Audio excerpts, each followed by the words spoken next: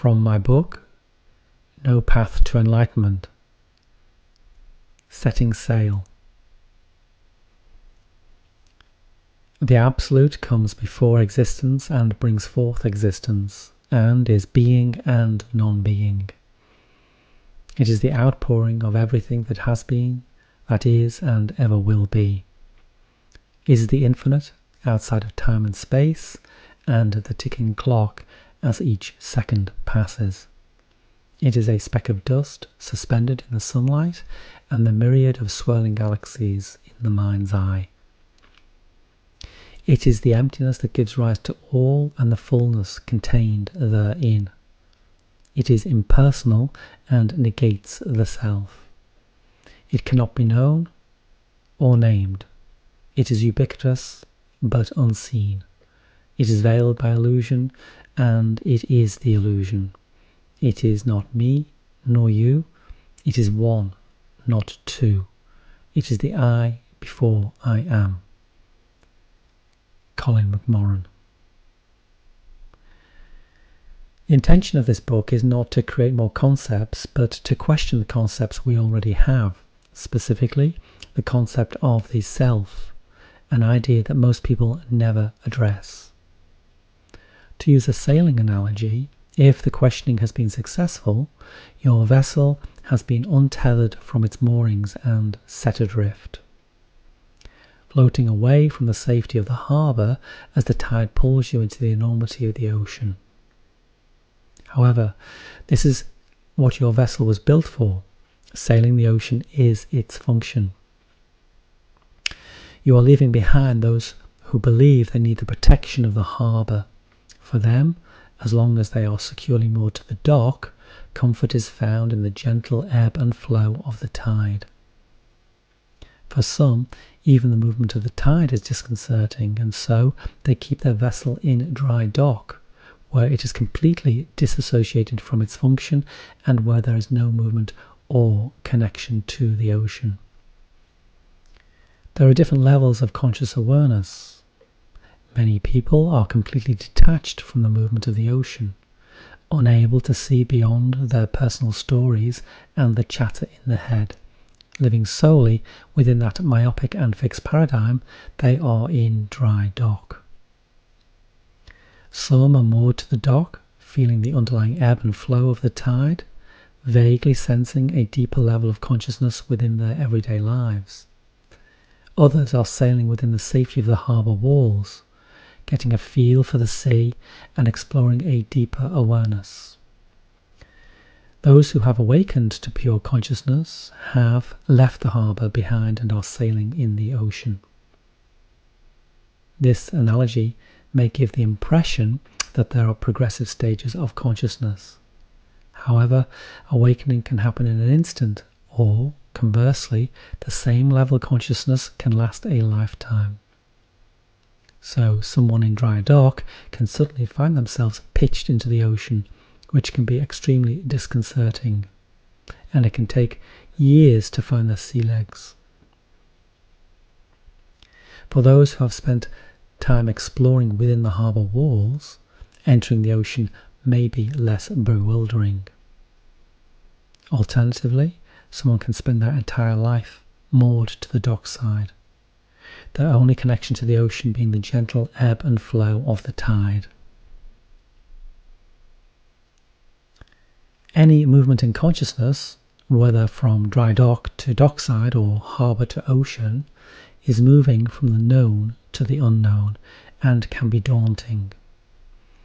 The natural inclination is to stay with the safety of the known.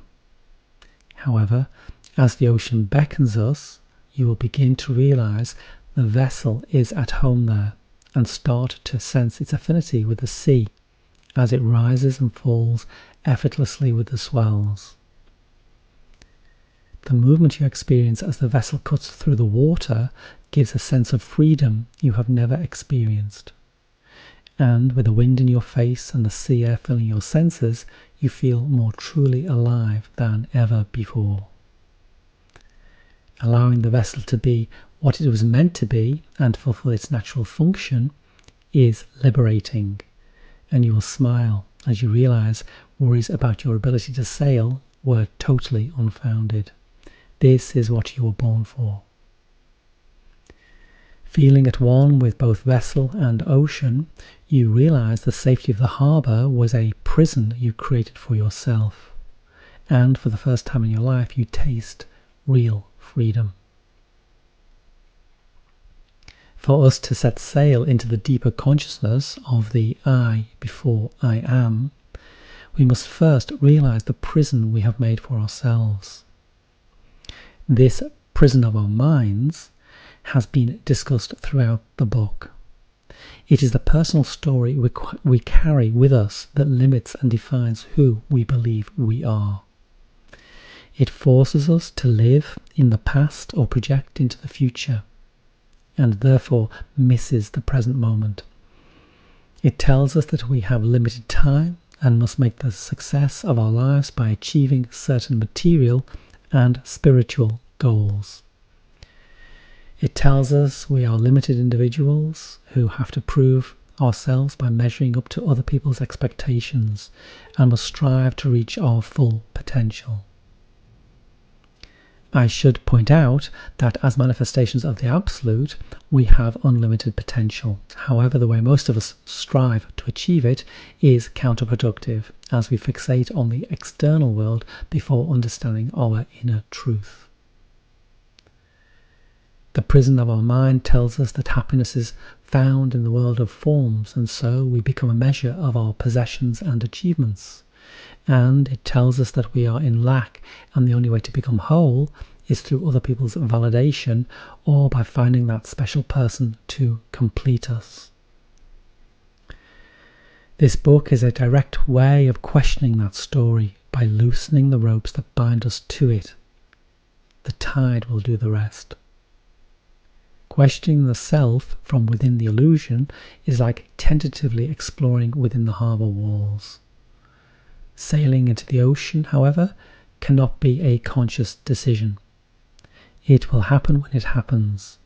Just as when learning to ride a bicycle, you can never plan for that split-second rush when you find yourself pedalling unassisted for the first time. As your connection with the ocean grows, it becomes clear that the story of the illusionary self you have been clinging to your whole life was a prison, initially created through your conditioning and then perpetuated by repetition and normalized through mutual agreement. Once the self took root, it became an impenetrable fortress, guarded night and day by the ego. Living in the eternal present and being in touch with the I before I am, you will meet life with an open heart rather than a closed mind. Every person and every experience entering your life will be accepted and embraced at face value, rather than judged by a fixed personality with its story of how people should act or how events should unfold. Freedom is liberation from your vice-like mind and a return to the open expanse of oceanic freedom, where once again you are one with the natural flow of life. Your vessel, of course it's not yours, is the body-mind, with all its conditioning and cumulative experiences. If it has been conditioned to sit in dry dock, then it knows nothing else. Its fixed mindset divides everything into constituent parts and dissects and categorizes in an attempt to conceptualize, understand, and then control. This is most people's lived reality. They may have a vague idea of the ocean, but will question or deny its existence because they can see no evidence of it in their lives. They have been raised and educated by others, all of whom are in dry dock, and therefore those who talk of sailing the ocean are met with skepticism or ridicule. They look for safety and knowledge and understanding in an effort to minimize change and tame the unknown, and they suffer because of it. You are designed to sail the ocean, not stagnate on the dockside. And there is a deep primordial awareness of this. All it takes is a willingness to open one's mind to other possibilities. While the dark side seems a safe place, it actually creates immense suffering because of the constant need to control life and the expectations of how it should unfold, and so you fight a continual battle against what is. Recognition of the ocean's reality can happen after years of personal suffering, or through contact with those who experience it directly, or a combination of both. Recognition is the opening. Once the body-mind realizes it is immersed in the ocean and at one with the great source, then the egoic mind, while continuing to perform a pragmatic function, is no longer the captain. It becomes the second mate. You are no longer the constricted identity at the mercy of your conditioning, but rather an open expanse of possibilities. The egoic mind is usurped and works in the service of the Absolute. You come alive in the ocean, never to return to the safety of the harbour. Finding peace being what you truly are, divine presence arising from one source. This book is an attempt to untie the ropes that bind you, ending your repetitive thought patterns and liberating you from the illusion of a self. Once you are set free upon the ocean, the worn pathways of your thoughts are washed away and every present moment is born afresh.